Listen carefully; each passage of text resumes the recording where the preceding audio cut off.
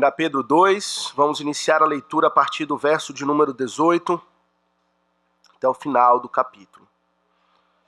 Diz assim a palavra do Senhor. Servos, sede submissos, com todo o temor ao vosso Senhor, não somente se for bom e cordato, mas também ao perverso, porque isto é grato, que alguém suporte tristezas, sofrendo injustamente, por motivo de sua consciência para com Deus. Pois que glória há, se pecando e sendo esbofeteados por isso, suportais com paciência? Se, entretanto, quando praticais o bem, sois igualmente afligidos e o suportais com paciência, isto é grato a Deus. Porquanto para isto mesmo fostes chamados, pois que também Cristo sofreu em vosso lugar, deixando-vos exemplo para seguirdes os seus passos, o qual não cometeu pecado, nem dolo algum se achou em sua boca. Pois ele, quando ultrajado, não revidava com ultraje, quando maltratado, não fazia ameaças, mas entregava-se àquele que julga retamente, carregando ele mesmo em seu corpo sobre o madeiro os nossos pecados, para que nós, mortos para o pecado, vivamos para a justiça. Por suas chagas fostes sarados, porque estáveis desgarrados como ovelhas, agora, porém, os convertestes ao pastor e bispo da vossa alma. Amém. Aqui, meus irmãos, a leitura da palavra do Senhor. Vamos mais uma vez curvar a nossa fronte e suplicar o santo auxílio do nosso Deus em oração. Bendito Deus, estamos diante da Tua palavra. Sabemos que ela é vida, ela é luz. É o Senhor mesmo, na nossa presença, falando conosco. E suplicamos, ó Deus, que o Senhor nos conceda do Teu Santo Espírito a graça, a iluminação, para que possamos compreender as maravilhas da Tua lei. Suplicamos, ó Deus, que o Senhor repreenda Satanás, pois não ignoramos os seus estratagemas. Sabemos que ele está ao nosso derredor, procurando alguém para tragar, para que ele não arrebate a palavra pregada, mas que ela se nos adiante, que ela caia sobre o nosso coração como um terreno preparado pelo Senhor e produza os respectivos frutos na nossa vida. Eu sou teu servo que fala contigo, conhece as limitações, fraquezas, todas as debilidades, que o Senhor opere em nosso meio a despeito delas, mas seja gracioso com a tua noiva, a tua igreja, a quem o Senhor ama, a ponto de morrer por ela. Fica conosco, ó Deus, nos abençoa. Oramos em o nome de Jesus. Amém. Congregação do Senhor Jesus Cristo, quando consideramos o processo de santificação que todo crente de fato passa, existem muitos meios, muitos instrumentos, podemos dizer assim, que o Senhor usa para nos conduzir nesse processo. Muitos daquilo que chamamos meios de graça. A palavra é usada poderosamente, ela é central em tudo para nos santificar. A oração é fundamental, pois pela oração o Senhor nos enche com o seu Santo Espírito e assim Ele nos santifica. A comunhão dos santos, quão importante é convivermos como igreja para que o Senhor nos santifique. Enfim, há um sem fim número de coisas que o Senhor usa em nossa vida para nos santificar, até mesmo a sua própria providência. As coisas que Ele ordena na nossa vida, circunstâncias às vezes difíceis, que Ele tem um propósito. uma doença, uma aflição, um propósito santificador. Mas de todas essas questões ou esses meios diferentes que o Senhor usa para nos santificar, um dos mais poderosos, se não o mais poderoso, é contemplar o próprio Senhor Jesus Cristo. Nada tem uma influência tão santificadora, é claro, com a ação do Espírito Santo em nós, purificando as iniquidades do nosso coração, nos santificando, nos moldando, do que contemplar firmemente, atentamente o nosso Redentor na sua santidade, no seu proceder que agrada a Deus, nas suas palavras, olhar para Ele e contemplar a glória da sua pessoa, a excelência dos seus ofícios, rei, profeta, sacerdote, o mistério das suas duas naturezas, humana e divina, em uma só pessoa, mas também a perfeição do seu exemplo. Meus irmãos, é isso que o apóstolo Pedro então traz para nós, como apóstolo do Senhor Jesus Cristo, a fim de nos santificar. Ele apresenta para nós o Senhor Jesus Cristo. Ele nos chama a parar e contemplá-lo e olhar para a sua vida e ser por esse exercício de fé, olhando para Cristo, fortalecidos na alma, para sermos santificados. Os irmãos devem se lembrar do contexto. O apóstolo Pedro, desde o capítulo 1, no verso 13, ele tem exortado a igreja à santidade. Sede santos em todo o vosso procedimento, assim como disse aquele que vos chamou, sede santos, porque eu sou santo. Mais para frente, entrando no capítulo 2, ele detalha a santidade que ele tem em mente ao exortar a igreja naquela circunstância. Eles precisam ser santos no meio dos gentios, não apenas no convívio com a igreja ou no ambiente, podemos dizer, propício à santidade, onde todos amam ao Senhor, buscam a santidade, mas é preciso, como diz o apóstolo Pedro, manter exemplar o nosso procedimento no meio dos gentios. Mesmo em circunstâncias adversas, mesmo em condições onde iremos experimentar profunda hostilidade com respeito à fé, é preciso ainda manter o procedimento exemplar. Então o apóstolo Pedro tem aplicado esse princípio geral nas diversas esferas da experiência humana no meio dos gentios. Falou, nós já vimos, como manter o nosso procedimento exemplar com respeito às autoridades civis que desprezam ao Senhor. E o princípio geral é de submissão. O modo como vamos manter exemplar o nosso procedimento é sendo sujeitos às autoridades sobre nós.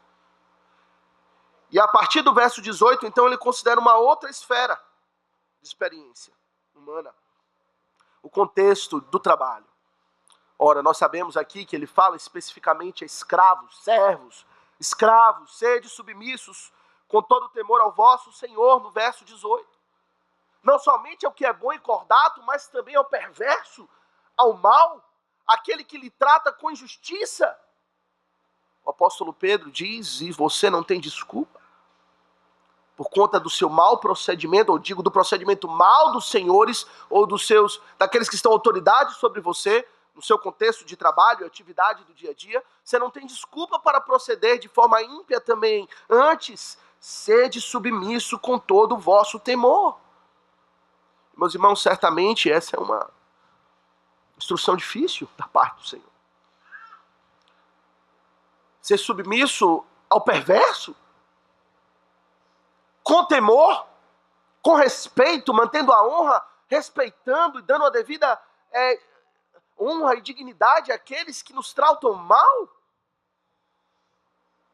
Certamente não é fácil para ninguém.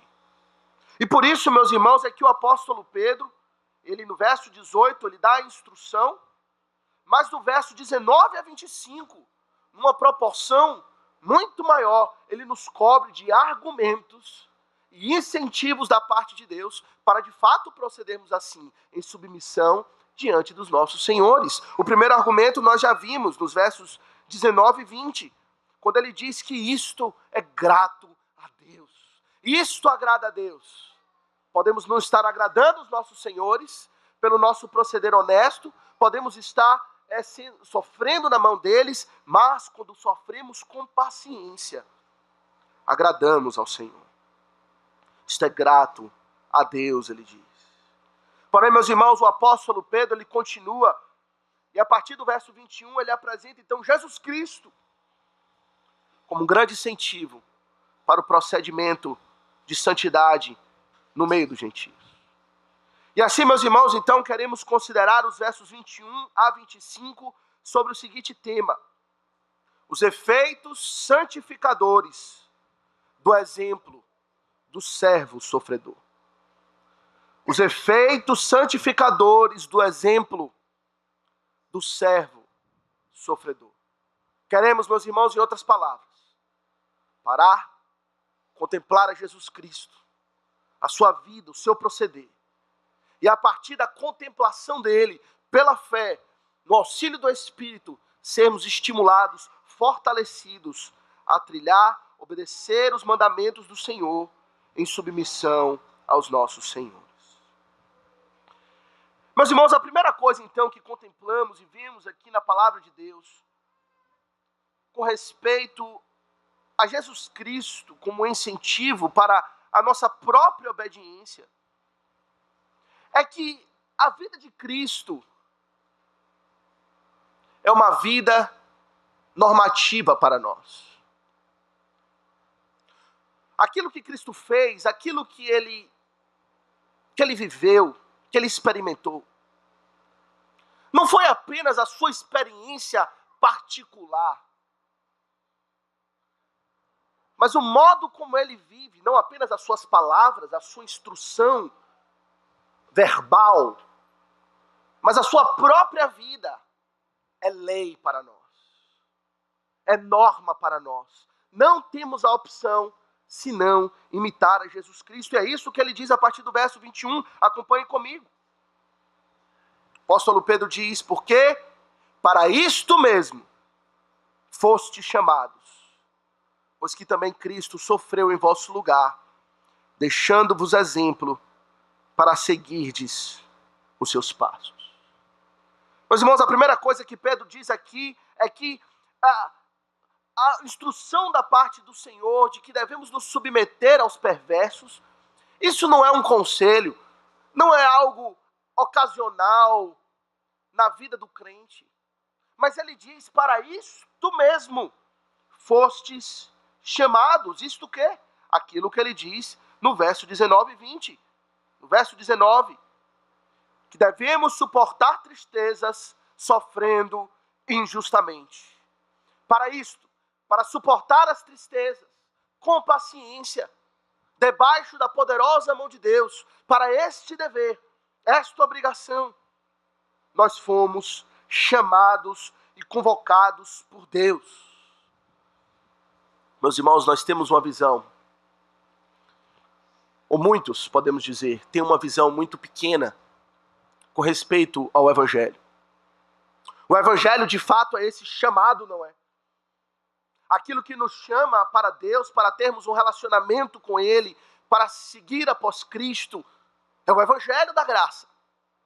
Ouvir aquilo que Deus fez em Jesus Cristo por pecadores. E a visão que temos é de que, ao seguir a Jesus Cristo, teremos alguns benefícios, como, por exemplo, o perdão de pecados, o glorioso perdão de pecados. Contemplamos no Evangelho a esperança celestial. E de fato o apóstolo Pedro fala sobre isso, não é? No capítulo 1, no verso 4, ele falou sobre essa herança celestial que nos aguarda. A herança incorruptível, sem mácula, imarcessível, que é dada àqueles que foram chamados pelo Evangelho da graça. Contemplamos então esses benefícios gloriosos. Em Mateus 26, 28, nós lemos, por exemplo: pois isto é o meu sangue, o sangue da aliança, derramado em favor de muitos, para perdão de pecados. Isso como aquece o nosso coração. Saber que os nossos pecados estão perdoados. E Ele nos chama para isso, para perdoar os nossos pecados, porém não é apenas isso. O Senhor nos chamou não apenas para perdoar os nossos pecados, não apenas para nos dar uma esperança celestial, mas Ele nos chama para isso também. Para isto mesmo. Para sofrer com paciência e suportar as tristezas. Meus irmãos, o Evangelho é mais do que perdão de pecados. O Evangelho é um chamado para ter uma nova vida, a vida de santidade.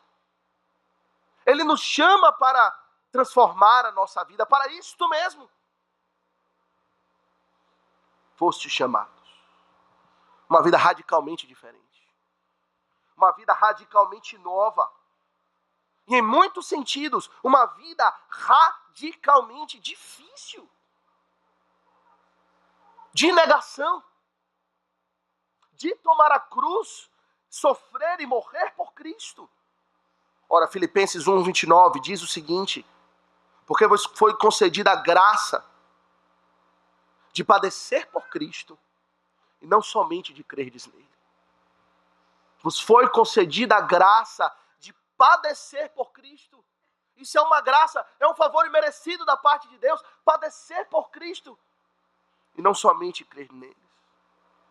2 Timóteo 3,12 também deixa claro esse componente da vida cristã. Ora, todos quantos querem viver piedosamente em Cristo Jesus serão perseguidos, sofrerão aflições pela prática do bem. Esse é o contexto. E aqui, meus irmãos e aqueles que nos visitam, estão ao nosso meio, eu lhe pergunto, para que o Evangelho lhe chamou? Ao responder à voz do Senhor, vinde a mim, vós que estáis cansados e sobrecarregados, eu vos aliviarei. Você veio para quê? Para frequentar a igreja? Para ter uma vida fácil? Para continuar vivendo da mesma maneira que você costumava viver? Para continuar agindo igualzinho àqueles que não foram chamados por esse Evangelho? Continuar sendo, por exemplo, considerando o nosso contexto, insubmisso às autoridades, desrespeitoso? Meus irmãos, o Senhor tem nos chamado para isso, para sofrer injustamente. Mas Ele apenas, meus irmãos, Ele não apenas nos fala do nosso chamado, mas Ele fala, agora sim, Ele fala de Cristo. E nos diz que Cristo é o nosso modelo. Ele poderia simplesmente dizer, de fato, o Senhor nos chama para isso, sofrer injustamente, com paciência, as aflições pela perseguição, por conta do Evangelho, pela prática do bem. Mas Ele diz que o Senhor não apenas nos deu uma instrução, mas Ele nos mostrou na prática como essa instrução é vivida. E ninguém outro senão o próprio Senhor Jesus Cristo é aquele que exemplificou, que viveu exatamente essa circunstância e agradeceu a Deus. Pois que também, ele diz, Cristo sofreu em vosso lugar, deixando-vos exemplo para seguirdes os seus passos. Meus irmãos, o Senhor Jesus Cristo é aquele que sofreu. E não é à toa que o apóstolo Pedro, ao nos encorajar a suportar a nossa aflição, os nossos sofrimentos, ele recorre a Isaías 53, passagem que fala do servo sofredor. Meus irmãos, toda essa passagem, do verso 21 a 25, é banhada, é encharcada de citações e alusões a Isaías 53.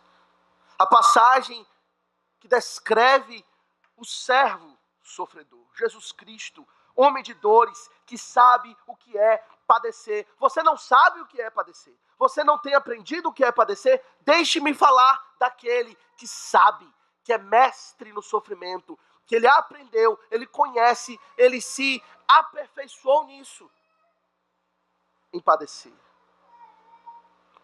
O servo sofredor. Interessante que quando lemos Isaías 53, nós sempre pensamos no sofrimento de Cristo, nos benefícios dele sofrer, que vem até nós. Porque ele sofreu, nós somos justificados. E isso é verdade, está lá no texto. Mas você já olhou para Isaías 53 à luz daquilo que Pedro diz aqui? De que é um exemplo para seguir os seus passos? Você já leu Isaías 53 pensando, isto também deve ser a minha vida? Pois é isso que o apóstolo Pedro diz. Que ele também sofreu em vosso lugar, deixando-vos exemplo para seguirdes os seus passos. Meus irmãos, o Senhor Jesus Cristo, ele é muito mais do que isso. Mas ele é exemplo para nós, para ser imitado. A palavra aqui usada pelo apóstolo Pedro, exemplo, é uma palavra usada com respeito à instrução das crianças, para que elas aprendam a escrever. É uma espécie de caligrafia. Nós estamos ensinando as crianças a escrever, nós traçamos pontinhos ou fazemos uma marca bem fraquinha da letra que ela tem que aprender a escrever para que ela possa escrever por cima e praticando, usando aquele modelo que nós deixamos para ela de escrita, ela vai aprender a seguir igual. E é essa a ideia da palavra aqui de exemplo usada para Cristo. Ele é o nosso molde de vida cristã. Devemos traçar a sua vida, imitar os seus contornos, os seus caminhos e pela prática do bem, exercitados pela prática e pelo auxílio do Espírito Santo, ter a nossa vida amoldada à de Jesus Cristo. Quando pensamos em Cristo como exemplo, pensamos no seu exemplo de generosidade, não é? Ele era generoso, de fato. É um exemplo para nós de generosidade. Pensamos na sua bondade, no seu amor, no seu cuidado carinhoso. Mas você pensa em Jesus Cristo como um exemplo de servo sofredor para a sua vida. Para que você aprenda a sofrer como ele sofria. Muitos querem imitar a sua bondade. Até certo ponto, sabemos. Mas quantos querem imitá-lo aqui? Quantos querem imitá-lo em sofrer com paciência as injúrias, as aflições, os maltratos? Cristo deixou um exemplo. Não opcional, mas para que o seu povo o imite. Ele diz, ele deixou exemplo, ele usa agora uma outra instrução, uma outra figura, para seguirdes os seus passos. Uma outra figura que transmite a mesma ideia. Cristo, ele traçou um caminho, ele andou aqui na terra, e ele deixou pegadas e marcas, por assim dizer, e devemos não apenas olhar para o destino final onde ele chegou, mas devemos olhar o seu caminho e pisar onde ele pisa. Quando se pensa em seguir a Cristo, nós olhamos para o destino. As pisadas levam a um lugar. Cristo não andava em círculos, ou andava vagueando sem destino, ele andou com o rumo certo. O seu rumo era estar agora à direita do Pai, exaltado em glória. E certamente ainda voltará outra vez. E olhamos para o final do trajeto. Queremos estar ali, na glória com Cristo. Queremos herdar a herança incorruptível, sem mácula, imacessível, reservada nos céus para nós. Como diz o apóstolo Pedro, está lá, é nosso. Continue andando, trilhando e teremos essa herança. Mas quantos olham o caminho a ser seguido? Quantos olham as passadas e as pegadas que precisamos pisar até chegar lá? Quando consideramos viagens, passeios para a natureza, ou locais onde você pode contemplar a natureza, às vezes olhamos as fotos de lugares belíssimos e lindíssimos e desejamos estar lá. Chapada Diamantina, por exemplo, muitos lugares maravilhosos. Morro do Parnaso, que linda, as fotos, aquele lugar alto, lindo e bonito, mas é preciso lembrar que existe uma trilha até chegar lá. Um caminho estreito, difícil, uma escalada dura, até que você chegue no topo e possa contemplar a vista maravilhosa. Porém, meus irmãos, o mesmo se aplica aqui a Cristo. O caminho da glória passa pelo vale da cruz. É preciso seguir as pisadas de Cristo. E para chegar na glória, meus irmãos, Cristo andou a estrada do sofrimento. Ele disse: se você quer seguir após mim, tome a sua cruz. Prepare-se. Temos um caminho a percorrer. E aí eu pergunto, você realmente deseja seguir a Cristo? Ou, usando as palavras de Cristo, você já contou o custo para segui-lo? Meus irmãos, o exemplo de Cristo é o exemplo que todos admiram, poucos desejam imitar. As pegadas de Cristo são estudadas e contempladas por muitos, poucos desejam colocar o pé onde Cristo pisou e seguir após ele. O apóstolo João, ele disse: aquele que permanece nele, isto é, em Cristo, esse deve andar assim como ele andou. Eu digo àqueles que estão se preparando para serem recebidos como membros da Igreja de Cristo, aqueles que estão na classe dos catecúmenos, muitos estão, visitantes, que desejam se tornar membros de Cristo, membros do corpo de Cristo, seguir após ele publicamente na sua igreja. Você de fato deseja seguir após ele? Olhamos para a glória, mas precisamos olhar o caminho também.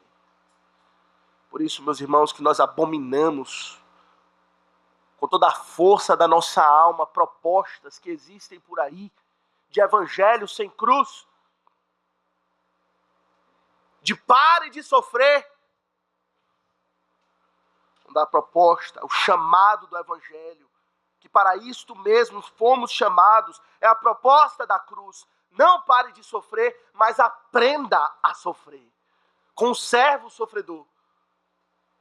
Aprenda com o seu exemplo, contemple o seu molde, olhe os seus passos, siga após ele. O caminho é a glória. O destino é a glória. O caminho é a cruz. Isso, meus irmãos, não é um conselho, não é uma opção, mas é uma norma para todo crente. Seguir a Cristo não é uma opção. Porém, meus irmãos, qual é propriamente o exemplo de Cristo? De fato, como vimos nesse primeiro ponto, Cristo, ele é a norma para a vida do crente. Seguir após ele não é opcional. Sua vida de sofrimento é um modelo requerido de todo aquele que deseja seguir após ele, que foi chamado pelo Evangelho. Porém, qual é exatamente o exemplo de Cristo? Meus irmãos, o segundo ponto é que o sofrimento de Cristo foi com paciência e submissão diante de verdadeira injustiça. O sofrimento de Cristo, diz o apóstolo Pedro, foi com paciência e submissão diante de verdadeira injustiça, e é isso que ele fala a partir do verso 22. O qual, acompanhe comigo o texto, ele diz: o qual, Jesus Cristo, não cometeu pecado, nem dolo algum se achou em sua boca. Pois ele, quando trajado, não revidava com o traje, quando maltratado, não fazia ameaças. Aqui está, meus irmãos, o exemplo, o molde, as pegadas que devemos seguir. O apóstolo, meus irmãos, ele começa enunciando em termos claros, citando Isaías 53, a absoluta e perfeita inocência do Senhor Jesus Cristo. Ele não cometeu pecado, diz a palavra do Senhor. A palavra pecado, meus irmãos, ela tem um sentido literal que dá a ideia de errar o alvo. Quando você tem aquele jogo de dardos, você tem o alvo do centro, a mira, o ponto central, e o pecado é tudo aquilo que você faz que erra o centro, que não acerta em cheio no padrão de Deus de moralidade, no padrão de Deus de lei, na sua vontade. E que nós lemos aqui é que Jesus Cristo jamais errou o alvo em tudo o que ele fez, em tudo o que ele pensou, em tudo o que ele falou. Jesus Cristo é absolutamente perfeito, seus pensamentos puros e bons, suas ações apropriadas em todas as circunstâncias. Ele nunca se excedeu, ele nunca se omitiu. Tudo que ele fez foi na medida correta do padrão de Deus, até as suas emoções não eram descontroladas. A sua ira jamais pecaminosa, a sua compaixão jamais meramente melosa. As emoções de Cristo acertam o alvo. Mas Pedro diz que ele não apenas não cometeu pecado, mas nem dolo algum se achou em sua boca. Citando Isaías 53. Meus irmãos, quando pensamos em pecado, se existe um pecado que é difícil santificar, é o uso da língua. É aquilo que sai da nossa boca. Podemos ser vigilantes em tantas coisas,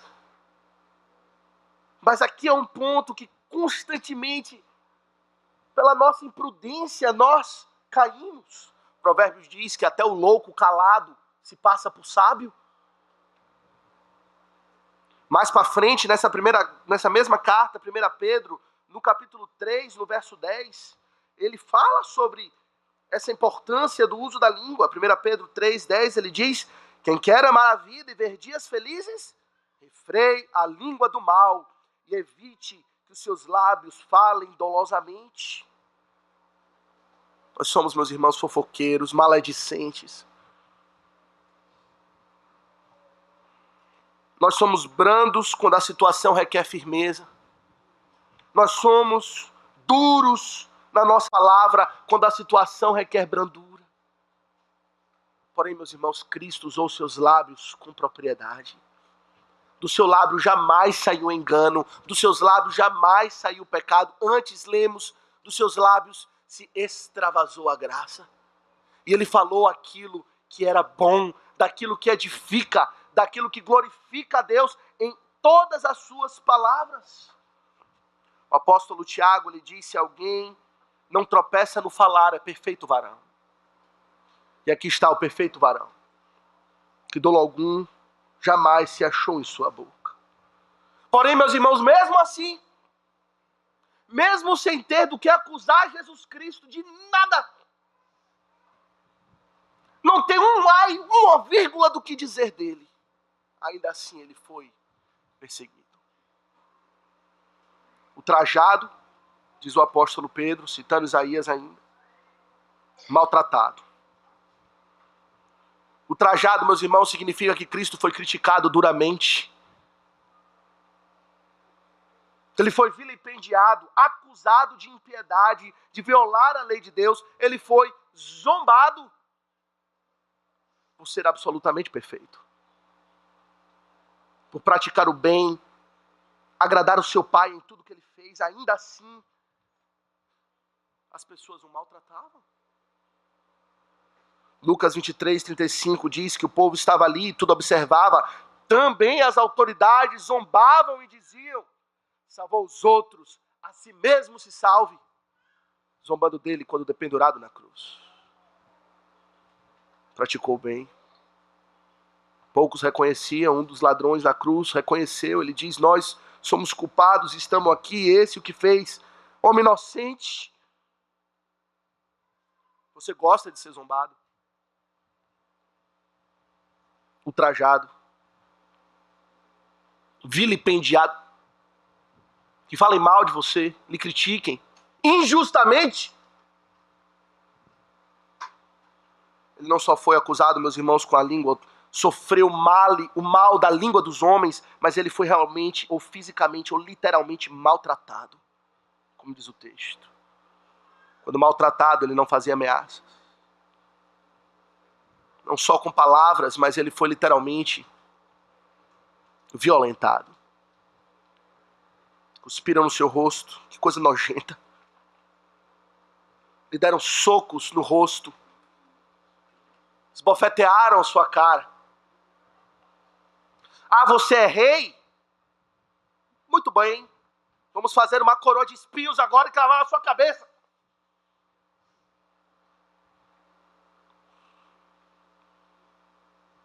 Sendo absolutamente o rei de toda a glória. Maltratado é pouco para dizer o que fizeram com ele. Você gosta de ser maltratado? Cuspido? Talvez fisicamente abusado? Como fizeram com ele. As autoridades o fizeram. Olha, meus irmãos, o que o Pedro nos fala aqui é que nós estamos diante de verdadeira injustiça. Verdadeira injustiça. Quando Pedro fala, meus irmãos, da inocência absoluta de Cristo, ele não está dizendo que nós temos que seremos iguais a ele. É obrigado, temos que ser iguais a ele em perfeita inocência. E de fato ele é o nosso padrão, mas ele sabe a nossa estrutura, iremos pecar. Mas ele fala da inocência de Cristo para enfatizar que a injustiça que ele sofreu foi verdadeira injustiça. Alguns pensam assim: se você está sofrendo, você fez alguma coisa. Não é possível. Se estão falando mal de você, onde tem fumaça tem fogo. Talvez seja desproporcional, talvez seja exagerado, mas você tem culpa. Alguma coisa que você fez e agora está sofrendo. Não, meus irmãos, Pedro diz, estamos diante de verdadeira injustiça. Verdadeira injustiça acontece, e acontece contra aqueles que são piedosos. Pela prática do bem sofremos injustiças. Certamente não na dimensão de Cristo, pois de fato temos culpa. Mas também sofremos injustiças.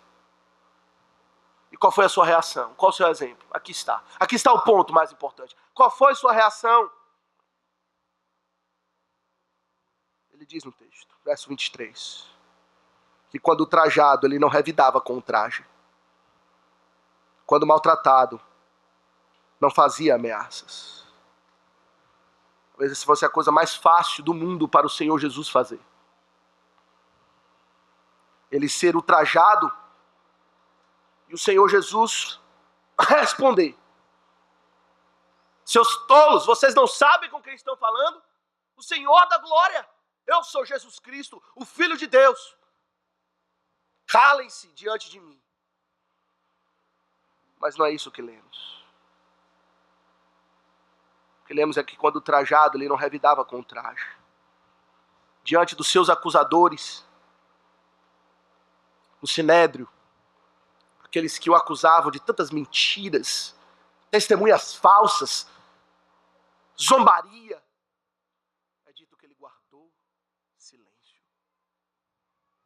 a ponto de causar incômodo aos seus algozes.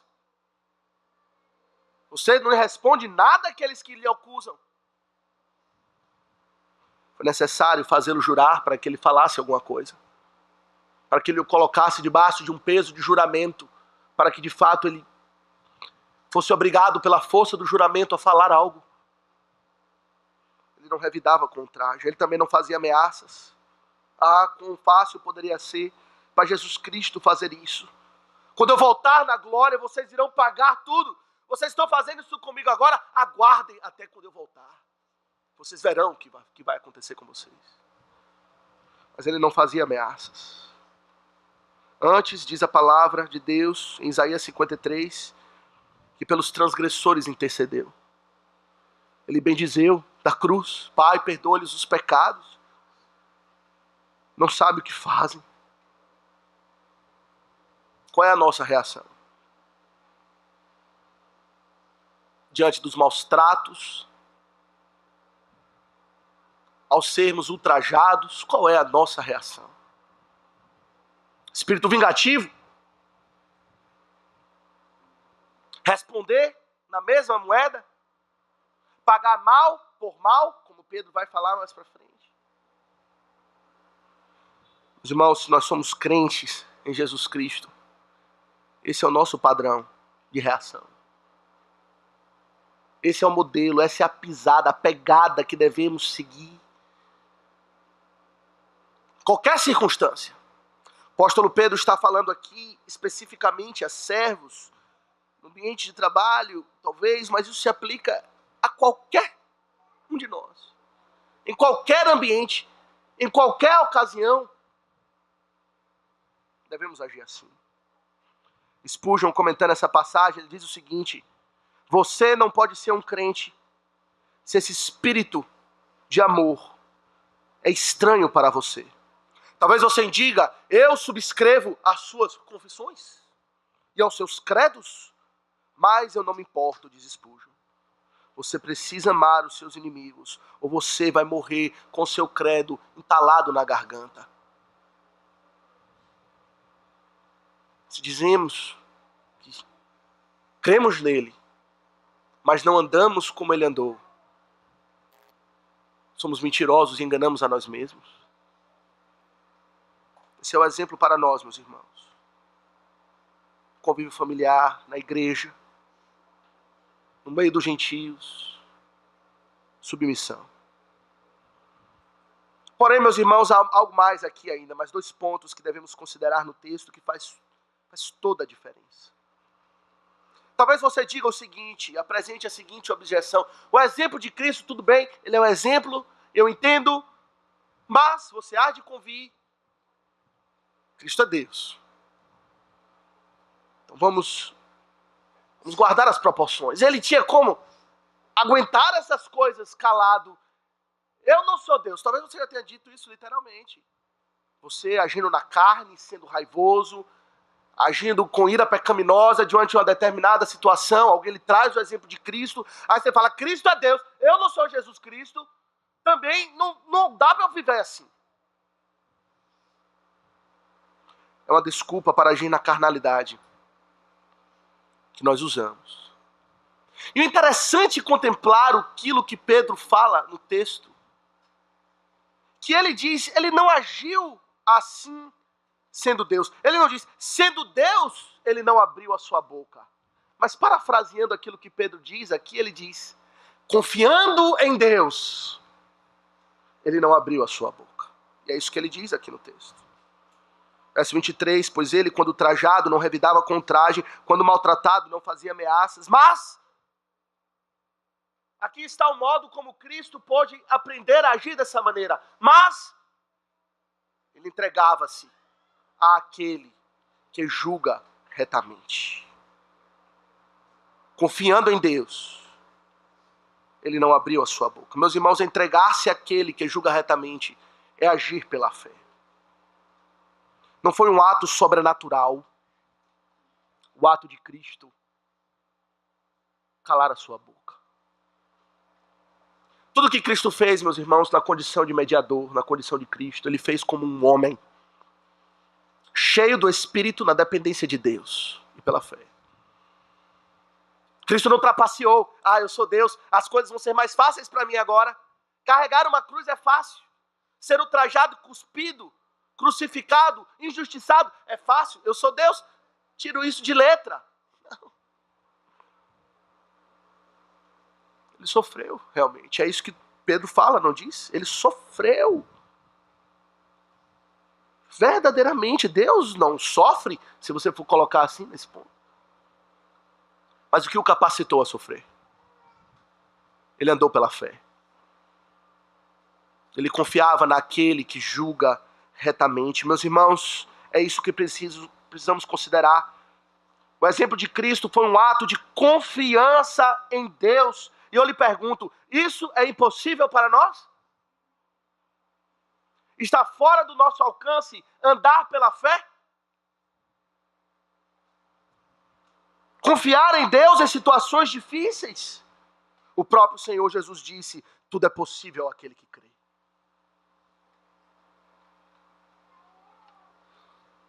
O apóstolo Paulo, ele elabora essa situação, isso que o Senhor Jesus Cristo disse em Romanos 8, a partir do verso 35, quando ele descreve a condição de sofrimento do crente.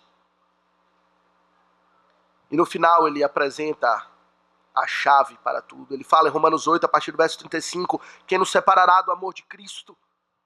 Será tribulação, angústia, perseguição, fome, nudez, perigo ou espada? Como está escrito, por amor de ti somos entregues à morte o dia todo. Fomos considerados como ovelhas para o matadouro, como Cristo. Em todas estas coisas, porém, somos mais que vencedores. Por quê? Por meio daquele que nos amou. Primeiro, que vencer não é ganhar um salário mais alto, como alguns pensam, ou vencer uma doença, uma enfermidade. Vencer é manter-se no amor de Cristo em meio aos sofrimentos, a mesma instrução que nós recebemos aqui em Pedro. E segundo, a vitória. Somos mais que vencedores por meio daquele que nos amou, confiando nele, tendo um relacionamento com ele, tendo fé nele. Eu lhe pergunto de novo, isso é impossível para nós? Está fora do nosso alcance o andar pela fé? Mas é preciso considerar especificamente que exercício da fé o apóstolo Pedro está falando que Cristo exercitou. É dito que ele entregava-se, e podemos entender isso como um ato de fé, àquele que julga retamente. Ele confiava em Deus e entregava a sua situação a Deus, a sua humilhação, a sua zombaria, aquilo que ele sofreu, ao Deus, ao juiz de toda a terra. E esse é o nosso terceiro ponto. O sofrimento de Cristo foi com confiança em Deus, o juiz de toda a terra.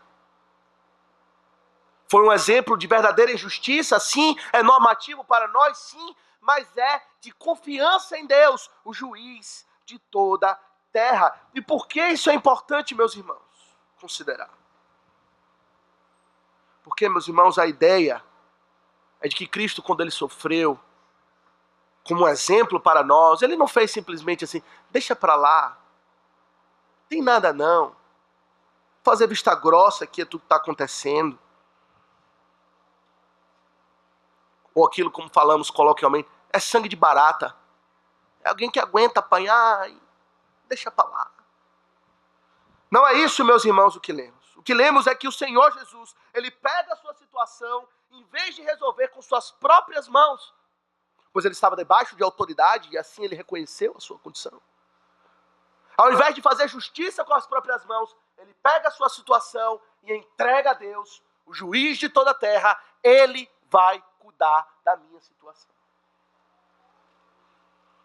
Em outras palavras, Deus vai executar vingança, não eu. É isso que lemos. Romanos 11, 19.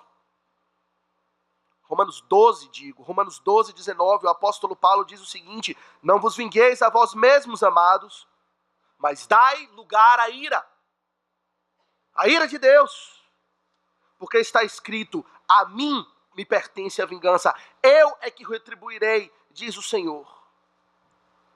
E confiando em Deus, dessa maneira, o apóstolo diz que agora nós somos capazes de quê? De que se o inimigo tiver fome, dá-lhe de comer. Se tiver sede, dá-lhe de beber. Fazendo isso, amontoará brasas vivas sobre a sua cabeça. Porque nós confiamos que Deus é vingador, nós temos agora a condição de exercer amor, benignidade para com aqueles que nos maltratam. E foi isso que o Senhor Jesus Cristo fez. Ele confiou em Deus. Abra comigo, por exemplo, no Salmo 35.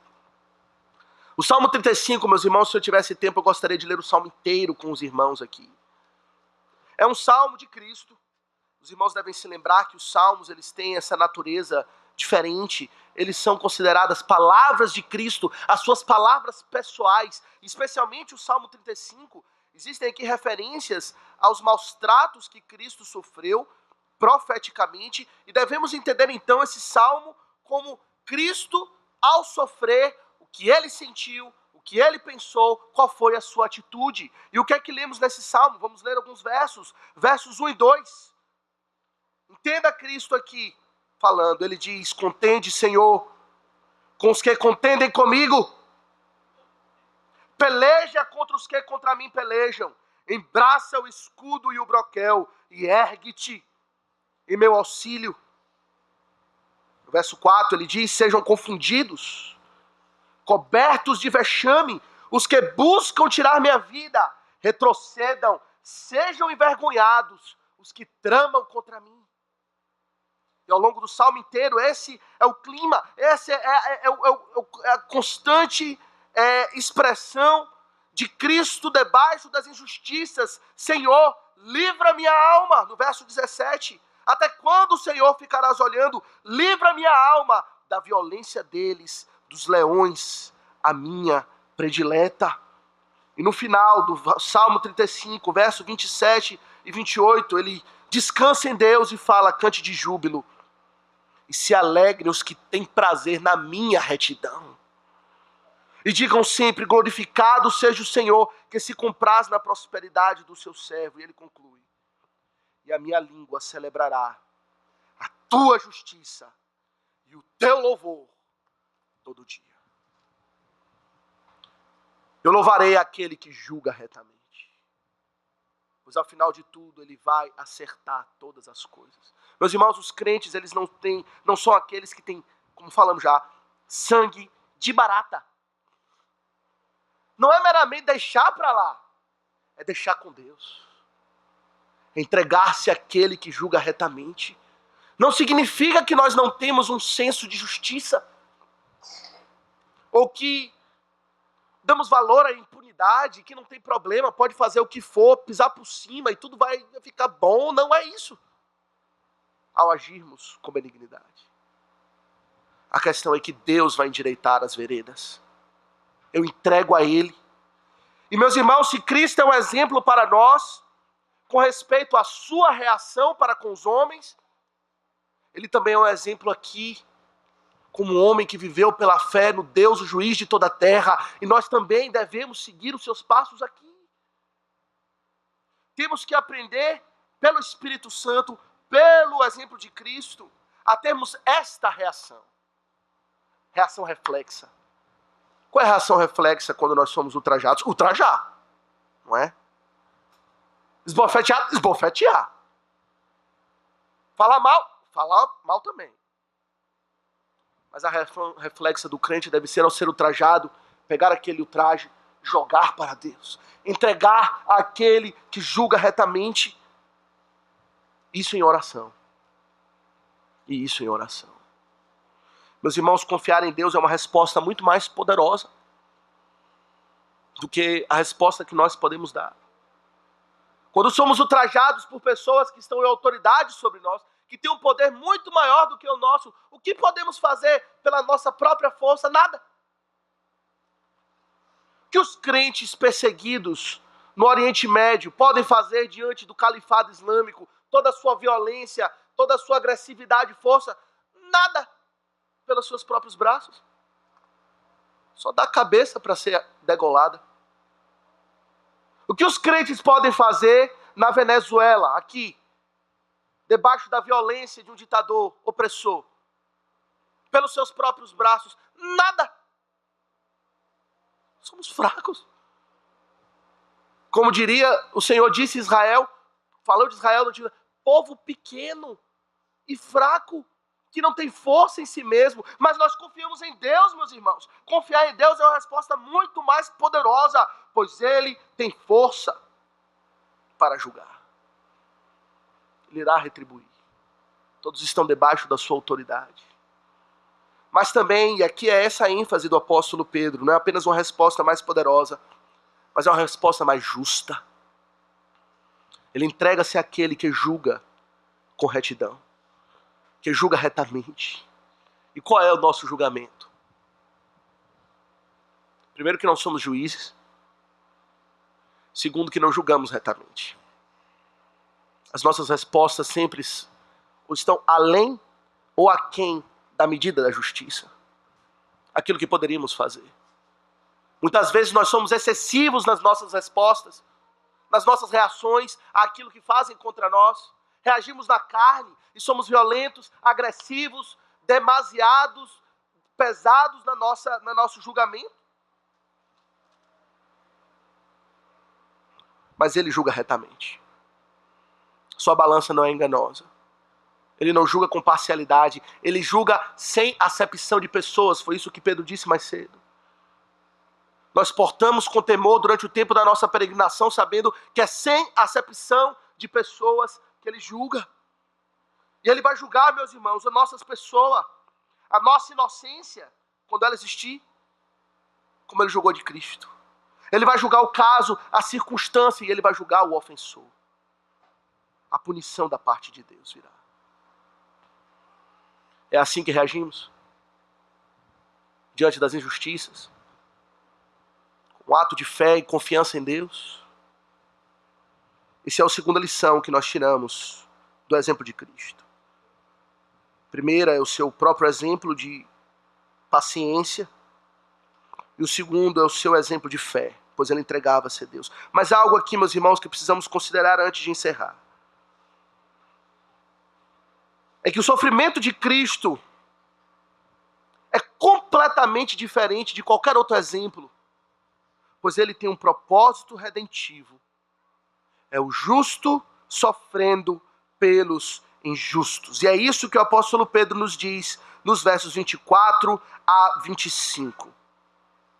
Quando fala do sofrimento de Cristo, ainda citando Isaías 53, ele diz: carregando ele mesmo em seu corpo sobre o madeiro os nossos pecados,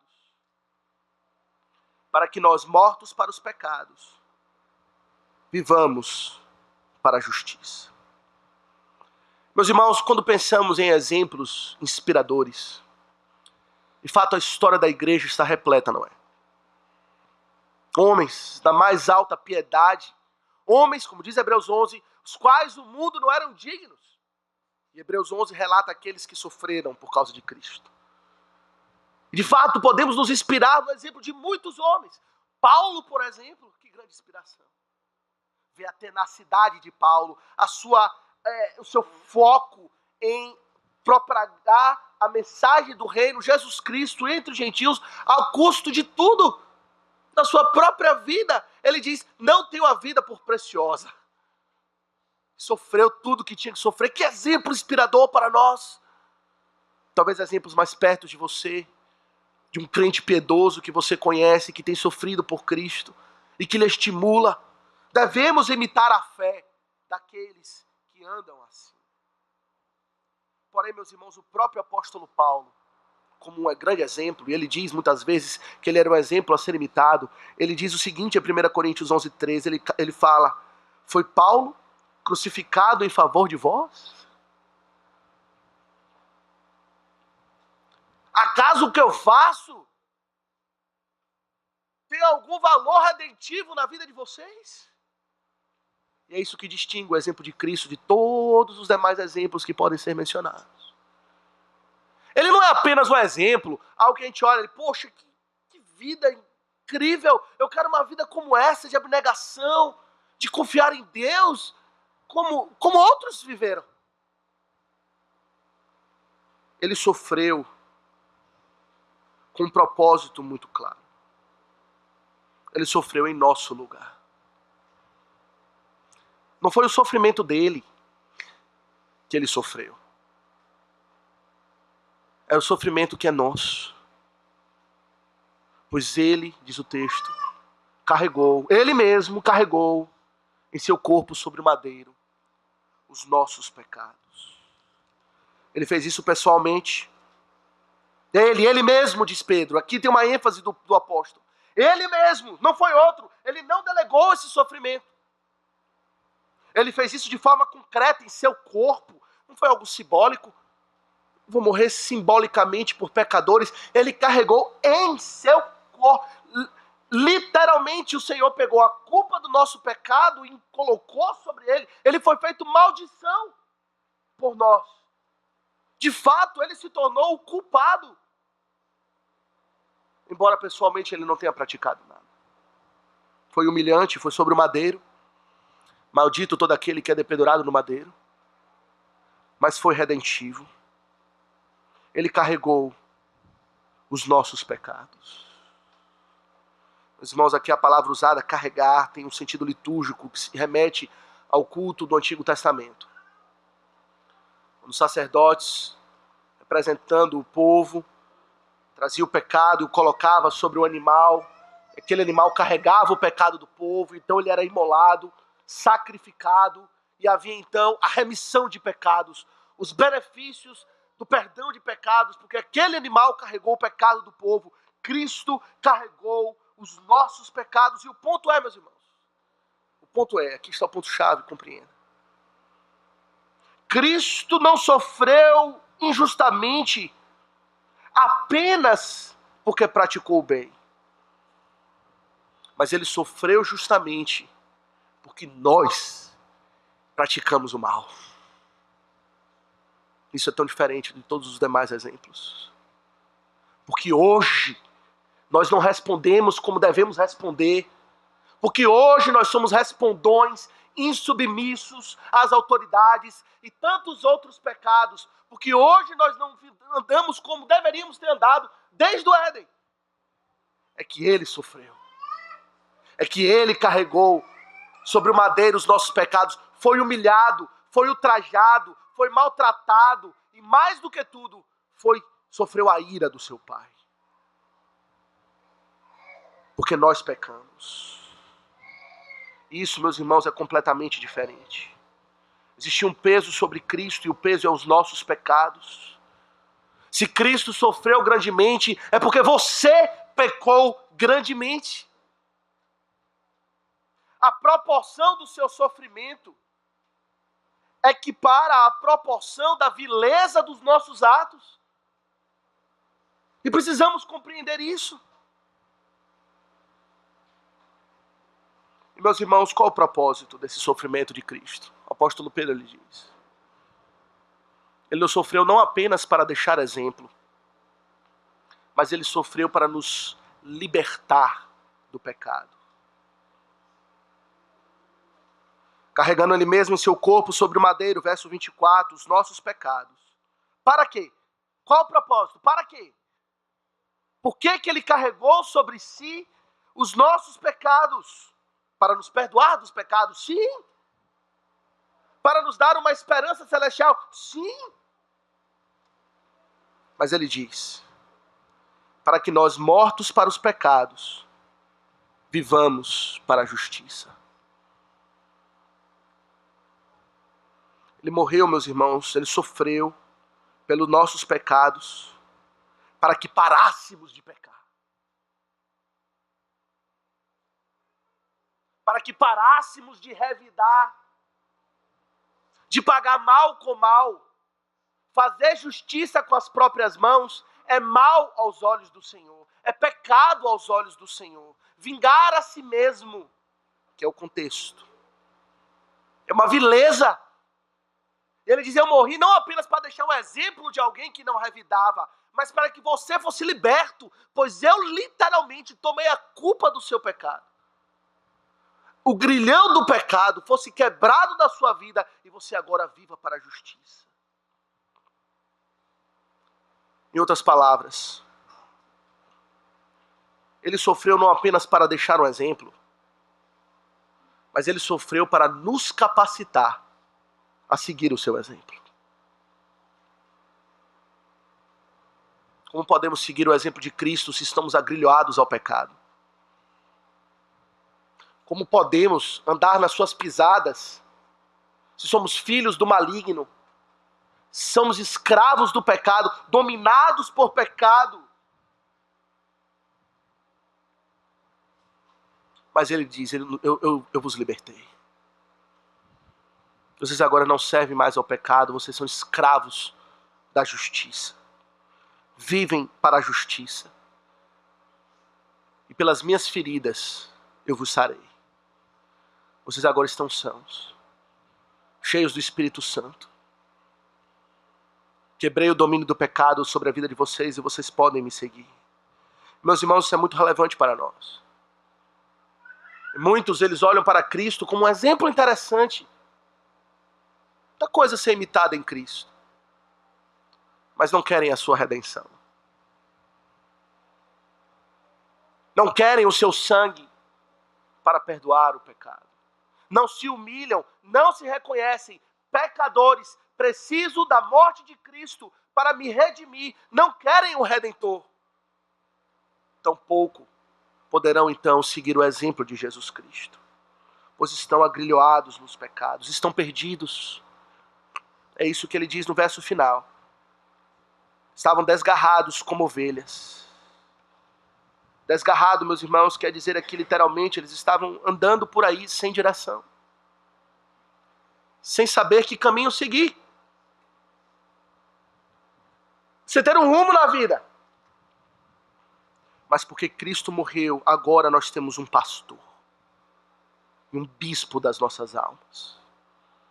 Um pastor que aponta, esse é o caminho. Ovelhas, sigam-me, vamos trilhar esse caminho. E qual é o caminho? É o caminho da cruz. É o caminho estreito. É o caminho do sofrer com paciência por nome de Cristo. É o caminho do ser bem-aventurado quando somos perseguidos por causa do nome dele. Ele, como pastor e bispo, aquele que tem domínio sobre a nossa vida, diz, vocês agora não estão perdidos, antes sigam-me, eu vou dar a direção. Eu lhe pergunto, você tem seguido após o pastor e bispo da sua alma? Ou continua como uma ovelha desgarrada, trilhando o seu próprio caminho? Agindo como você acha que deve agir? Ou como o mundo faz? Ou como a sua carne clama?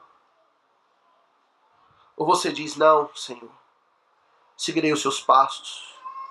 Minha vida tomará o molde do seu exemplo, na dependência do Espírito, pelaquilo que o Senhor fez por mim, porque o Senhor me libertou do pecado, porque o Senhor me curou das minhas chagas, das minhas iniquidades, e agora minha vida é para viver para o Senhor, escravos de Jesus Cristo. Como Cristo tem pastoreado a sua alma. Meus irmãos, como aplicação final, esse texto do apóstolo Pedro nos mostra o quão o evangelho é poderoso em qualquer circunstância da vida. Alguém pode pensar cristianismo, fé, servir a Deus é algo para o domingo, ou quando eu venho à igreja, ou quando eu vou ler a Bíblia. Mas ele mostra o evangelho de Cristo para todas as situações. Quando você serve a um senhor perverso, o evangelho toca na sua vida e é poderoso para lhe transformar, para que você não seja como os demais. Como estamos debaixo de autoridades agressivas e violentas, perversas também, o evangelho toca nossa vida, transforma nossa vida para seguirmos os passos de Cristo. E ele continuará dizendo, veremos na próxima ocasião, do impacto do evangelho numa vida familiar completamente destruída. O evangelho tem impactado toda a sua vida? Senão, talvez você nunca tenha crido verdadeiramente no evangelho. Nunca foi chamado. Continua pelas aparências, frequenta a igreja, mas não trilhou ou iniciou a trilha do caminho estreito. O encorajamento, meus irmãos, ao final de tudo, é que a glória nos reserva, está reservada para nós. É difícil. Devemos negar a nós mesmos. Mas ele já está lá na glória. O pastor e bispo das nossas almas já está sentado à direita do Pai. E ele aguarda a conclusão da chamada dos eleitos para nos levar a estar com ele também. Com paciência sofreremos, sendo humilhados, sabendo que a exaltação há de se seguir. Se você ainda não conhece o Senhor Jesus Cristo, eu lhe exorto hoje, para que você encontre um caminho em Cristo. Você não continue andando por aí como uma ovelha desgarrada, perdida, seguindo as suas próprias opiniões e achismos do que você acha da vida. Mas compreenda a instrução do autor de toda a vida, do Senhor da glória, Rei dos reis. E ele diz, o caminho é em mim mesmo. na minha cruz e na minha obra redentora. Que o Senhor nos abençoe e nos capacite a viver para Ele. Amém.